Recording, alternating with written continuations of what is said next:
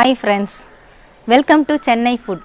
இன்னைக்கு நாம பார்க்க போறது அருமையான டேஸ்டான லஞ்ச் பாக்ஸ் ரெசிபி தாங்க. பிரியாணி சுவையில் தக்காளி சாதம் எப்படி செய்யறதுன்னு பார்க்க போறோம். வாங்க பார்க்கலாம்.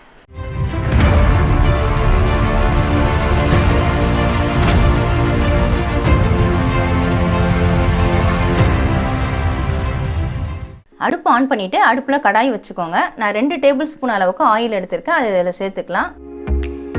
ஒரு பிரியாணி இலை, ஒரு துண்டு பட்டை, ஒரு லவங்கம், ஒரு ஏலக்காய், சின்ன பீஸ் கல்பாசி இது எல்லாத்தையும் இதில் சேர்த்துக்கலாம். இந்த கல்பாசி சேர்க்கறதுனால நல்லா பிரியாணி டேஸ்ட் கிடைக்கும். 1/2 ஸ்பூன் அளவுக்கு சோம்பு அதையும் சேர்த்துக்கலாம். சோம்பு பட்டை லவங்கம்லாம் நல்லாவே பொரிஞ்சிருச்சு. நான் 2 மீடியம் சைஸ் வெங்காயத்தை பொடியாக நறுக்கி வச்சுருக்கேன். அதை இதில் சேர்த்து விட்டுறேன். 2 பச்சை மிளகாயை நான் நீல வாக்கில் 2ஆக கட் பண்ணி எடுத்துருக்கேன். அதையும் இதில் சேர்த்துக்கலாம். கொஞ்சமாக கருவேப்பிலை இலை அதையும் சேர்த்துடுறேன். வெங்காயம் நல்லா வதங்கணும்.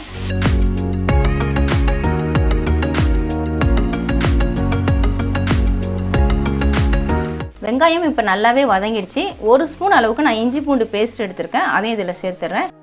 இஞ்சி பூண்டு பச்சை வாசனை போகிற அளவுக்கு வதக்கிக்கோங்க. நான் 7 தக்காளியை பொடியாக நறுக்கி வச்சுருக்கேன். அதையும் இதில் சேர்த்துக்கலாம். தக்காளி எப்போவுமே பொடியாக நறுக்கிட்டு சேர்த்துக்கலாம், சீக்கிரமாக வதங்கிடும். தக்காளி நல்லா வதங்கணும்.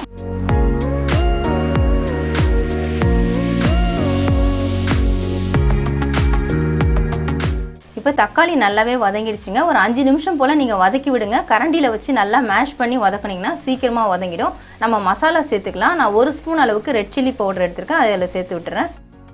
1/4 ஸ்பூன் மஞ்சள் பொடி அதையும் சேர்த்துக்கலாம். 1/2 ஸ்பூன் அளவுக்கு கரம் மசாலா அதையும் சேர்த்துறேன். உப்பு தேவையான அளவு சேர்த்துக்கோங்க. நான் 1 ஸ்பூன் அளவுக்கு சால்ட் எடுத்துருக்கேன். அதை இதில் சேர்த்துக்கலாம்.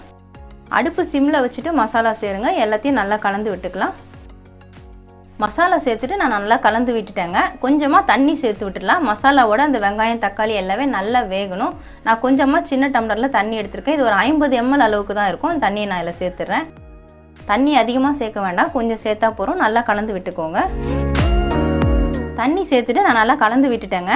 அடுப்பு மீடியம் ஃப்ளேமில் வச்சுருங்க. 3 நிமிஷம் நம்ம மூடி போட்டு விட்டுடலாம். மூடி போட்டு விட்டு 3 நிமிஷம் ஆயிடுச்சுங்க. இப்போ மூடியை ஓப்பன் பண்ணிடலாம். பாருங்கள், எண்ணெய்லாம் தெளிஞ்சு சூப்பராக வந்திருக்கு. கொஞ்சமாக கொத்தமல்லி தழையை தூவி விட்டுடலாம். கொத்தமல்லி தூவிட்டு ஒரு முறை கலந்து விட்டுக்கோங்க. அடிலாம் எதுவுமே பிடிக்கல பாருங்கள். கொஞ்சமாக தண்ணி சேர்த்து விட்டோம்னா எப்போவுமே அடி பிடிக்காது.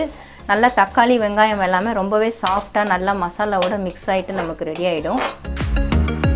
கொத்தமல்லி போட்டதுக்கப்புறமா அடுப்பை சிம்மில் வச்சுக்கோங்க. இல்லை நீங்கள் அடுப்பு ஆஃப் கூட பண்ணிக்கலாம். நான் அடுப்பு சிம்மில் தான் வச்சுருக்கிறேன். இப்போது வடித்த சாதத்தை இதில் போட்டு மிக்ஸ் பண்ணிக்கலாம். நம்ம சாப்பிட்ற சாப்பாட்டே நீங்கள் வடிச்சிக்கலாங்க. பச்சரிசி சாதம், புழுங்கலரிசி சாதம் எதுவாக இருந்தாலும் நீங்கள் வடிச்சிக்கலாம். ஆனால் இந்த மாதிரி நல்லா உதிரியாக வடிச்சுக்கோங்க. சாதம் எடுத்து போட்டால் எவ்வளோ உதிரியாக இருக்குது பாருங்கள். இந்த மாதிரி நீங்கள் உதிரியாக நீங்கள் வடித்து எடுத்துக்கோங்க. இல்லை பாஸ்மதி அரிசி வேணும்னா நீங்கள் பாஸ்மதி அரிசி கூட நீங்கள் வடிச்சிட்டு சேர்த்துக்கலாம். நான் சாதாரணமாக சாப்பிடக்கூடிய புழுங்கலரிசி சாதம் தான் எடுத்திருக்கேன். மொத்தம் 250 கிராம் அளவுக்கு எடுத்திருக்கேன். இந்த தொக்குக்கு தேவையான அளவுக்கு நான் ரைஸ் ரெடி பண்ணியிருக்கேன். அது மாதிரி நீங்களும் ரெடி பண்ணிக்கோங்க. இந்த ரைஸ் அதில் போட்டுட்டு நம்ம கலந்துக்கலாம். கொஞ்சம் கொஞ்சமாக கூட நீங்கள் போட்டு மிக்ஸ் பண்ணிக்கலாம். மொத்தமாக போட முடியலன்னா பொறுமையாக கலந்துக்கோங்க. ரைஸும் உடையக்கூடாது, அதே சமயம் நல்லா மிக்ஸ் ஆகிடணும்.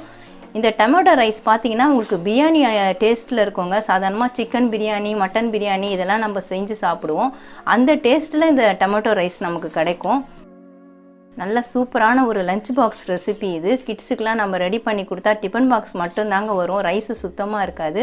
அடிக்கடி செஞ்சு கொடுக்க சொல்லி தொந்தரவு பண்ணுவாங்க. அந்த அளவுக்கு டேஸ்ட்டாக இருக்கும். இந்த மாதிரி பொறுமையாக மிக்ஸ் பண்ணி விட்டுடுங்க. நீங்கள் உப்பு காரம்லாம் பார்த்துட்டு தேவையான அளவுக்கு ரைஸ் கூட நீங்கள் சேர்த்துக்கலாம்.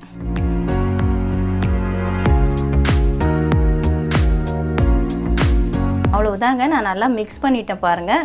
ஒரு ஒயிட் ரைஸ் கூட இல்லை, நல்லா மிக்ஸ் ஆகிடுச்சு. ரொம்ப ஈஸியாக இந்த டொமேட்டோ ரைஸை செய்யலாங்க. அவ்வளவுதாங்க, அருமையான தக்காளி சாதம் ரெடி ஆயிடுச்சு. பிரியாணி சுவையில் நம்ம செஞ்சுருக்கோம். நீங்களும் இதே மாதிரி தக்காளி சாதத்தை பிரியாணி சுவையில் செஞ்சு கொடுங்க. உங்கள் வீட்டில் இருக்கக்கூடிய கிட்ஸ்லாம் ஒன்று கூட மிச்சம் வைக்க மாட்டாங்க, எல்லாத்தையுமே சாப்பிட்ருவாங்க. அந்த அளவுக்கு டேஸ்ட் அருமையாக இருக்கும். கண்டிப்பாக ட்ரை பண்ணி பாருங்கள். அருமையான லஞ்ச் பாக்ஸ் ரெசிபி எப்படி செய்கிறதுன்னு வீடியோவில் பார்த்துருப்பீங்க. பிரியாணி சுவையில் இந்த தக்காளி சாதம் ரொம்பவே டேஸ்ட்டாக இருக்குங்க.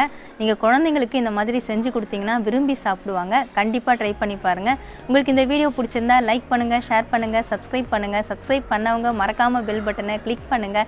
இந்த வீடியோவில் ஏதாவது டவுட்ஸ் இருந்தால் கமெண்ட்ஸில் கேளுங்க. உங்களுக்கு ஏதாவது ரெசிபி வீடியோ வேணும்னாலும் கமெண்ட்ஸில் கேளுங்க. நமக்கு இன்னும் 2 சேனல் இருக்குங்க. அந்த சேனலுக்கான லிங்க்கை நான் டிஸ்கிரிப்ஷனில் கொடுத்துருக்கேன். நீங்கள் லிங்க்கை கிளிக் பண்ணி சேனலை ஓப்பன் பண்ணி பாருங்கள். உங்களுக்கு இந்த சேனல் பிடிச்சிருந்தா சப்ஸ்கிரைப் பண்ணிக்கோங்க. நன்றி, வணக்கம்.